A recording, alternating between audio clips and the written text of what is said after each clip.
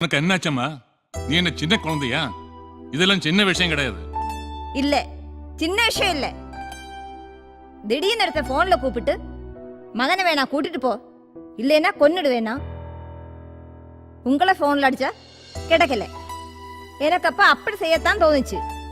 என்ன சொன்னாலும் அம்மா செஞ்சது தப்புதான். யாரோ எங்க இருந்தோ கூப்பிட்டு சொன்னதை வச்சு அவசரப்பட்டு வந்து பிரச்சனை பண்ணியாச்சு. எவ்வளவு பேரோட உழைப்புன்னு தெரியுமா சினிமா? இப்ப நடந்ததே நடந்து போச்சு. இன்னும் நடக்க வேண்டிய பற்றி யோசி. கூடிய சீக்கிரம் ஜெய்சங்கர் அங்கே போய் சேரணும். அது வேண்டாம், பணம் வேணா கொடுத்துடுறேன். சிவகாமியோட நிச்சயம் முடியாம இவனை எங்கேயுமே போக விட மாட்டேன். நீ அதே சொல்லிட்டு இருக்காது. நம்ம பையன் ஹீரோயின் நடிக்கிற படத்திலிருந்து நீ கூட்டிட்டு வந்திருக்க. இங்க இருக்கிற சினிமாக்கார எல்லாம் அது அர்ஜிக்கணும். அது அவனோட எதிர்காலத்தை பாதிக்கும்.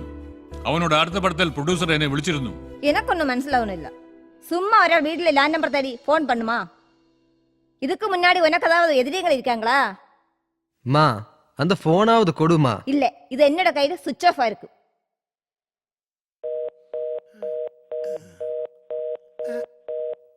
ബെല്ലുണ്ടോ? സ്വിച്ച് ഓഫാ. ഇനി എന്ത് ചെയ്യും സാറേ?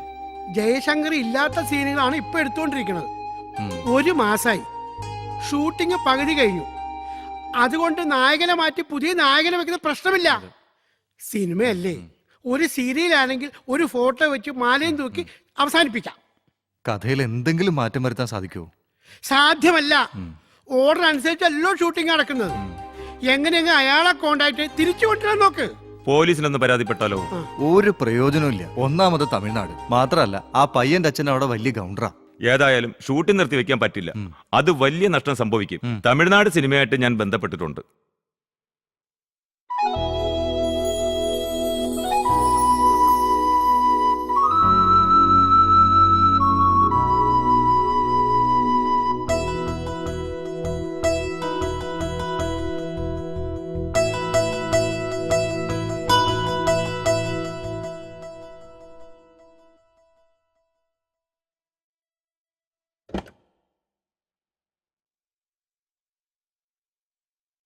എന്താ മോനെ നിന്റെ ശരിക്കുള്ള പ്രശ്നം? എനിക്കറിയില്ല അച്ഛാ. നിന്റെ അമ്മ വെറുതെ ഇങ്ങനൊരു അബദ്ധം കാണിക്കില്ല.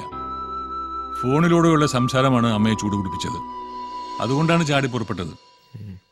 നീ അവിടെ ആരെങ്കിലുമായി വാക്തർക്കമോ മറ്റെന്തെങ്കിലും പ്രശ്നം ഉണ്ടായോ?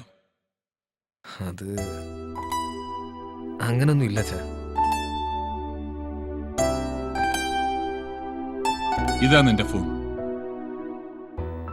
ഞങ്ങൾ ആരും നിർബന്ധിച്ചിട്ടല്ല, നിന്റെ താല്പര്യപ്രകാരമാണ് നീ സിനിമയിൽ അഭിനയിക്കാൻ പോകുന്നത്. സിനിമയെക്കുറിച്ച് നിനക്കറിയാലോ. ആവശ്യമില്ലാത്ത ഗോസിപ്പിൽപ്പെട്ട് വെറുതെ ഭാവി കളയരുത്. ഇല്ല അച്ഛാ. രാവിലെ തന്നെ പോവാൻ നോക്ക്. ശരി അച്ഛാ. Good night. ഓക്കെ. ഇങ്ങനെ ആലോചിച്ച് സമയം കളയാണ്ട് എന്തെങ്കിലും വഴിയുണ്ടോ നോക്ക്. എന്ത് വഴി? ഒരു വഴിയും ഇല്ല. അയാൾ വരാതെ ഒരു വഴി നടക്കൂല.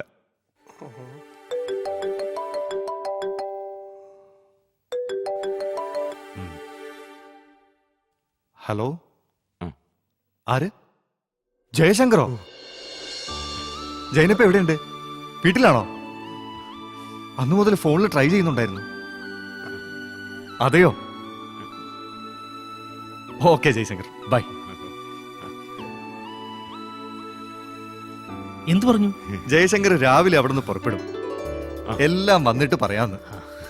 സരസ, അയാൾ സേഫ് ആണെന്ന് സ്റ്റേഷനിൽ അറിയിക്കണേ. സമാധാനായി. അപ്പൊ ഓക്കെ.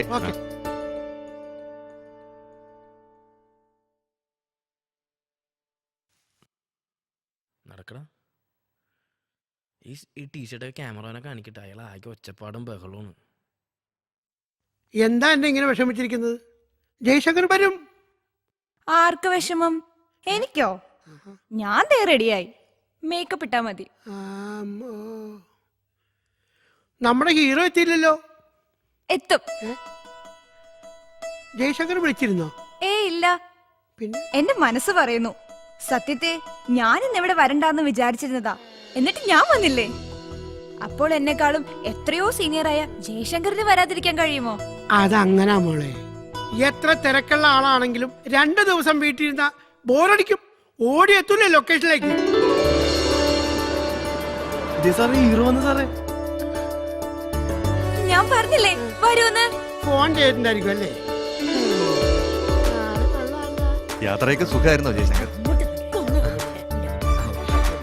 ക്ഷമിക്കണം, എന്റെ അമ്മയുടെ പ്രവൃത്തിക്ക് ഞാൻ ക്ഷമിക്കുന്നു. സാർ ഒരു മിനിറ്റ്.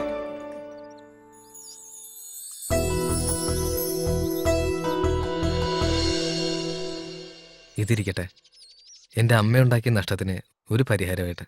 ഈ തുക എത്രയായിരുന്നാലും ഞാനിപ്പോ വാങ്ങുന്നത് കടമായിട്ടാണ്. അത്രയ്ക്ക് ആവശ്യങ്ങളുണ്ട്. ജയശങ്കറിന് ഇന്ന് അഭിനയിക്കുന്നതിന് എന്തെങ്കിലും ബുദ്ധിമുട്ടുണ്ടോ? ഏയ്, ഞാനിതാ റെഡി. മേക്കപ്പ് ഇട്ടാ മതി. Same dialogue. തേയിലത്തോട്ടത്തിലൂടെ നടന്നു വരുന്ന ലക്ഷ്മി, ലക്ഷ്മിയെ കാണുന്ന വിനോദ്. വിനോദ്, നീ എന്താ ഇവിടെ നിൽക്കുന്നേ? എന്താ അന്നെ ഡയലോഗ് കാണാതെ പഠിക്കുകയാണോ? അല്ല ഏട്ടാ, വായിക്കുമായിരുന്നു. എന്ത് തോന്നുന്നു അന്നയുടെ അഭിനയത്തെ കുറിച്ച്? അതിന് മറുപടി പറയേണ്ടത് ചേട്ടനൊക്കെ തന്നെ. നല്ല ഫ്യൂച്ചർ ഉണ്ട് അന്നയ്ക്ക്. വേറെ എവിടെന്നെങ്കിലും ചാൻസ് വന്നിട്ടുണ്ടോ? എങ്കിൽ ചേട്ടനൊക്കെ അറിയാതിരിക്കോ? എനിക്ക് 1-2 എൻക്വയറി വന്നിരുന്നു. ഇത് കഴിയട്ടെ എന്ന് ഞാൻ പറഞ്ഞു. അടുത്ത പടത്തിന് എഗ്രിമെന്റ് വെക്കാമല്ലോ. അന്ന് അച്ഛനാ നടി ഇൻസൾട്ട് ചെയ്തപ്പോ പെട്ടെന്ന് കയറി പറഞ്ഞതാ. പിന്നെ അല്പ അഭിനയമോഹം ഉണ്ടായിരുന്നു. ഈ സിനിമ വിജയിക്കണം, അതെന്റെ കൂടെ ആഗ്രഹമാണ്. വിജയിക്കും, അത് ഉറപ്പാ. അതിന് ഒരു സംശയവും വേണ്ട. മോൾ ഇത് വാങ്ങും. ഇത് ഞാൻ അന്ന് തന്ന ഓർണമെന്റ്സ് അല്ലേ? അതെ, എല്ലാ ഐറ്റവും ഉണ്ടെന്ന് നോക്ക്. അതിരിക്കട്ടെ, എവിടുന്ന് ഇത്രയും കാശ് കിട്ടിയത്? അതൊരാള് തന്നതാ. ആര്? പേര് പറയാൻ മടിക്കുന്ന ജയശങ്കർ എന്നുള്ള ചെറുപ്പക്കാരൻ.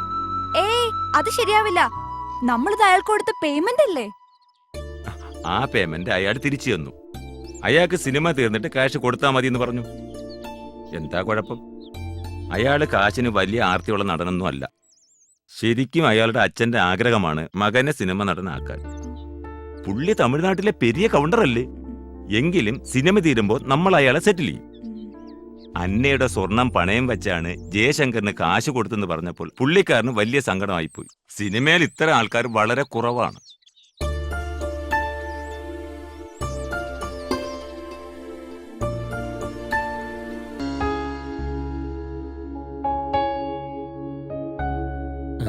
പോസ്റ്റ് പ്രൊഡക്ഷൻ സമയത്ത് മാത്രമേ കിട്ടുള്ളൂ. എന്നാലും ദിനേശനൊന്ന് സംസാരിച്ചു നോക്ക്. ഇവിടുത്തെ കാര്യം എനിക്ക് അറിയാവുന്നല്ലേ സാറേ. പറയാണ്ട് തന്നെ ഈ കാര്യം ഞാനവിടെ സംസാരിച്ചു. ഡയറക്ടർ എന്റെ മുന്നിൽ വെച്ച് എന്നെ അയാളെ വിളിക്കുകയും ചെയ്തു. സാറേ, എന്താ ദിനേശ? ഞാൻ ഒരു കാര്യം പറഞ്ഞ സാർ ചെയ്യൂ? എന്താ? സാറ് നമ്മുടെ ആന്റണിയോട് കുറച്ച് കാശ് കടം ചോദിച്ചാലോ? അയാളുടെ കയ്യിൽ എന്തായാലും കാണാണ്ടിരിക്കൂല. ഒരിക്കൽ ഇറങ്ങിത്തിരിച്ച് നഷ്ടങ്ങളുണ്ടായതാ. അതൊന്നും ശരിയാവില്ല. അത് സാറിന്റെ കൂട്ടുകാരനല്ലേ? എനിക്ക് ചോദിക്കാനൊന്നും വയ്യ. ഒടുവിൽ ചോദിച്ചിട്ട് കിട്ടിയില്ലെങ്കിലോ? ഒരു കാര്യം ചെയ്, നീ ഒന്ന് ചോദിച്ചു നോക്ക്. നീയാവുമ്പോ. ഞാനോ? ഏതായാലും ഞാനൊന്ന് സംസാരിക്കാം. ഓക്കെ, വാ ഇരിക്കേ.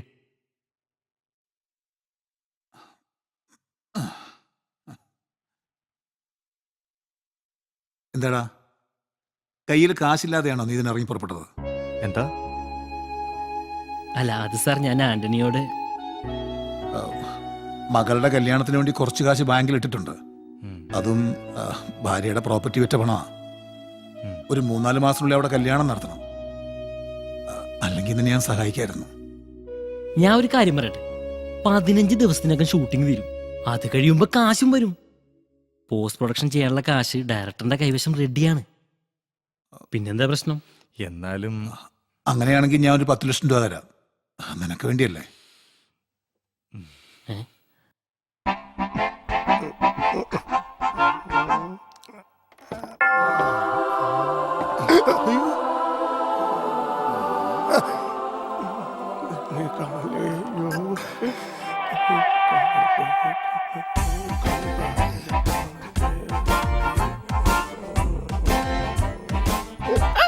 കണ്ടില്ല.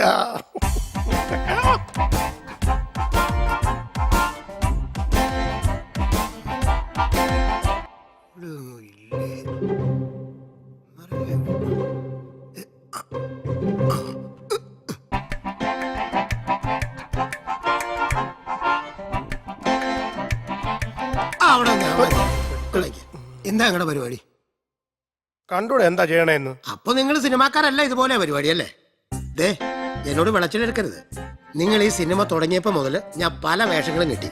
എന്നോട് വേഷം കെട്ടിറക്കരുത്, കളിയാൻ കാണിച്ചു തരും ഞാൻ. വേണു നിന്റെ കയ്യിൽ നിന്ന് കാശ് വാങ്ങിയെന്നുള്ള നേരാണ്. എന്നെ നാറ്റിക്കരുത്. ഞാനൊരു ഡയറക്ടറാണ്. പ്ലീസ് പപ്പ ഇങ്ങ വന്നേ. ഇയാൾക്ക് കൊടുക്കാൻ നല്ല ഏതെങ്കിലും വേഷം ഇരിപ്പുണ്ടോ? വേഷം എന്ന് പറയുമ്പോ ഒരു ഹാജിയാരുടെ വേഷമുണ്ട്. പക്ഷെ ഇത് നാളെ തന്നെ ചെയ്യണം. ആ കഴിഞ്ഞ ചെയ്യാമോ? ഇതൊക്കെ നടപടിയുള്ള കേസാണ്.